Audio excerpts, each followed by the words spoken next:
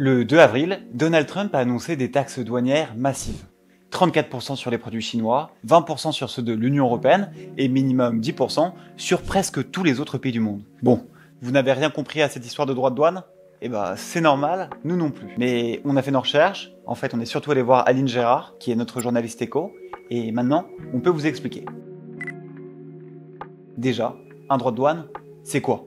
En fait, c'est une taxe sur un produit importé. Petit exemple, une Peugeot est vendue 30 000 euros. Si les États-Unis mettent en place une taxe de 20% sur l'automobile, la Peugeot coûtera chez eux 36 000 euros. Je vous laisse faire le calcul en dollars, j'ai suffisamment de chiffres dans la tête. Deuxième question, mais à quoi ça sert les droits de douane ? En fait, historiquement, les droits de douane, ils servent à protéger l'industrie nationale. Si un produit étranger est moins cher que celui fabriqué dans le pays, il risque de tuer la concurrence locale. En ajoutant une taxe à l'entrée du pays, on le rend plus cher et donc moins attractif. Petit exemple, si une usine américaine fabrique des frigos à 800 $, mais qu'un frigo coréen arrive à 600 $, eh bien l'américain ne vend plus rien, à moins bien sûr que son produit en vaille vraiment la peine. En ajoutant une taxe de 30% sur le frigo importé, il passe à 780 $. Résultat, le frigo local redevient compétitif. Cette pratique, elle cherche donc à décourager la consommation de produits étrangers et à favoriser les industries locales. Seulement voilà, le protectionnisme il a été remplacé à la fin de la Seconde Guerre mondiale par le libre-échange, parce que les pays voulaient éviter une nouvelle crise mondiale, et ils ont parié que plus ils échangeraient, plus ils s'enrichiraient, et donc moins ils se feraient la guerre. Alors pourquoi les droits de douane, ça inquiète ? Eh bien parce que ces taxes, tout le monde finit par les payer. Ok, prenons un dernier exemple que vous avez peut-être dans la poche, l'iPhone. Un iPhone, ce n'est pas juste fabriqué en Chine.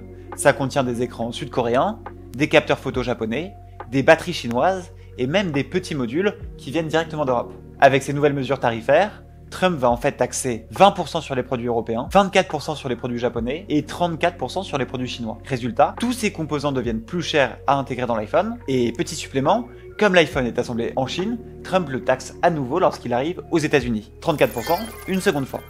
Apple a ensuite deux options, augmenter le prix de l'iPhone ou perdre de l'argent sur chaque vente. Bon, je vais pas vous mentir, généralement c'est quand même le client qui paye. Selon la Banque mondiale, une guerre commerciale pourrait coûter jusqu'à 1,9% du PIB mondial et Goldman Sachs estime qu'il y a 35% de chances de récession aux États-Unis cette année. Alors, dernière question, d'où sortent les droits de douane qui sont mis en place par Donald Trump ? Et là, je vous promets, ça devient intéressant. En fait, pour justifier les hausses massives de droits de douane, Donald Trump affirme que les États-Unis sont massivement désavantagés dans leurs échanges commerciaux. Sauf que rien. Il ne s'appuie pas sur des barrières tarifaires, ni même sur de vraies taxes. Non. Son équipe a sorti une équation maison, déficit commercial divisé par importation, égale taux de déséquilibre supposé. Autrement dit, plus on achète à un pays qu'on lui vend, plus ce pays nous vole et donc on va le taxer. Ça permet à Trump de dire « Vous nous désavantagez à 67%, je vous taxe à 34%. » C'est équilibré, non ? En vérité, ce raisonnement, il sert à habiller une logique de punition géopolitique. Trump ne veut pas d'équilibre, il veut frapper les pays qui l'agacent ou qui, selon lui, profitent trop des États-Unis. Bref, ce tableau ne mesure pas des taxes, il justifie des représailles.